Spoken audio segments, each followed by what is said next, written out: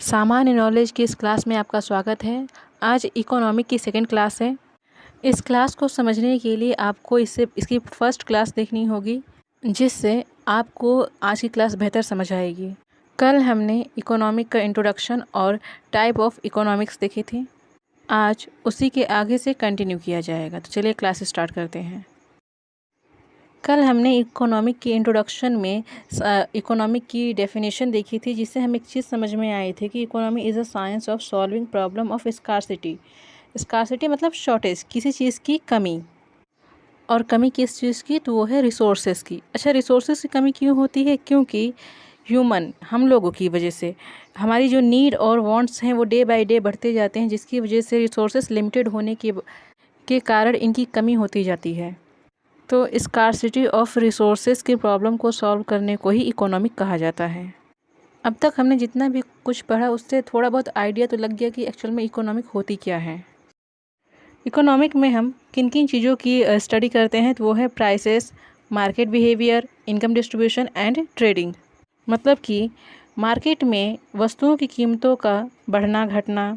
Market behaviour मतलब कि चीज़ों की डिमांड के हिसाब से मार्केट में जो चेंजेस आते हैं।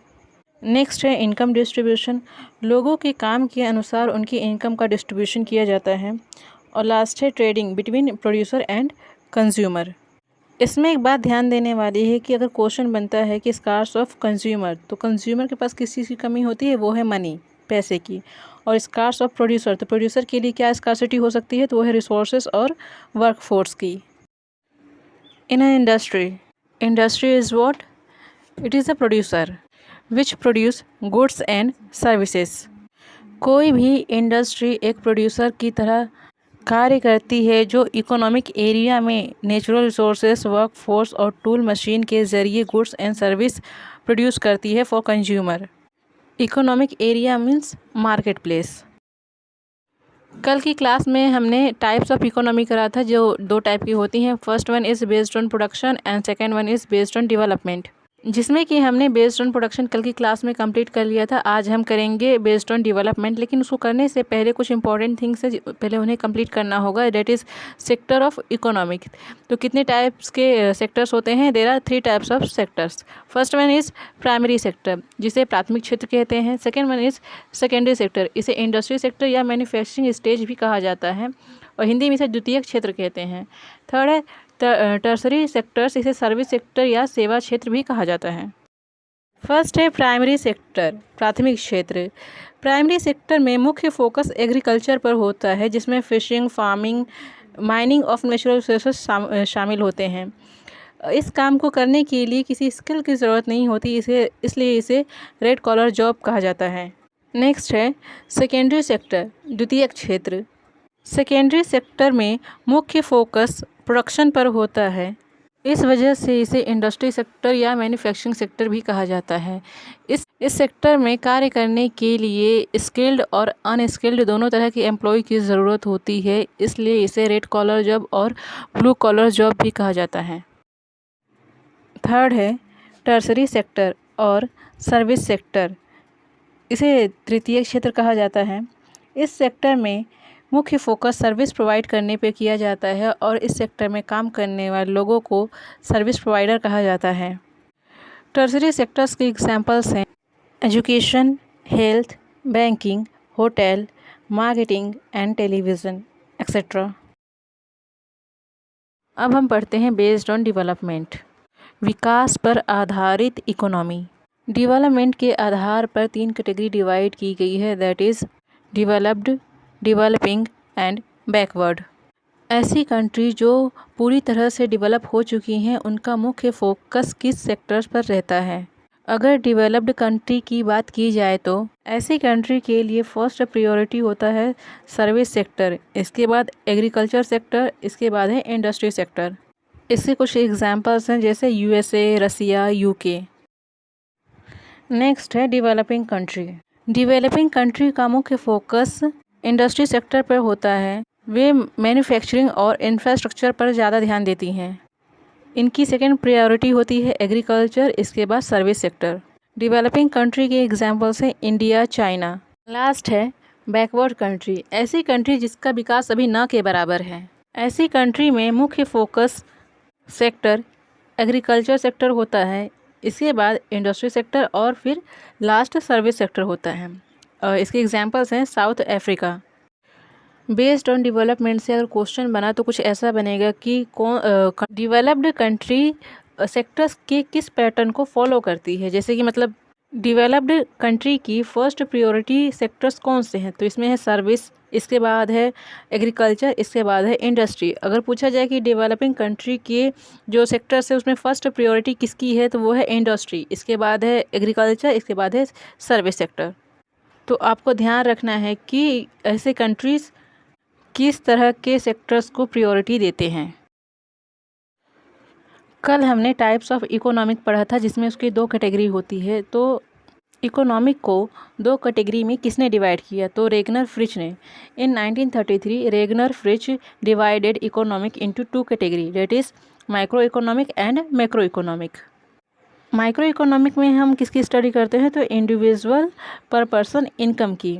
और माइक्रो इकोनॉमिक को किसी और नाम से भी जाना जाता है, उसे कहते हैं सबटल इकोनॉमिक।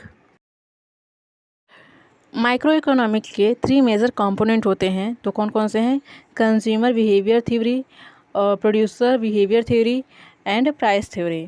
तो कंज्यूमर बिहेवियर थ्योरी क्या होता है, इसमें कंज्यूमर के बिहेवियर की स्टडी की जाती है कि कंज्यूमर कैसे किसी वस्तु को चूज़ करता है, कंज्यूम करता है और प्रोडक्ट और सर्विस को डिस्पोज करता है। इसमें उसके इमोशनल, मेंटल और बिहेवियरल रिस्पॉन्स शामिल होते हैं। Consumer behaviour is the study of consumer and the process they use to choose, use and dispose of product and service including consumers emotional, mental and behavioural response. Consumer behaviour में 5 buying factors होते हैं, कौन कौन से, तो initiator, influencer, decider, buyer and consumer.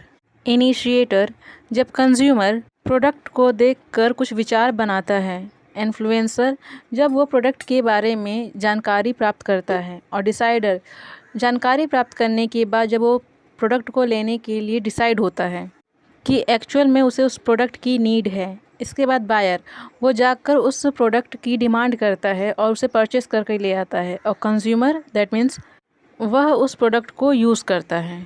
Consumer behaviour में कोई एक पर्सन हो सकता है, या फिर एक ग्रुप हो सकता है, या फिर कोई ऑर्गेनाइजेशन हो सकता है।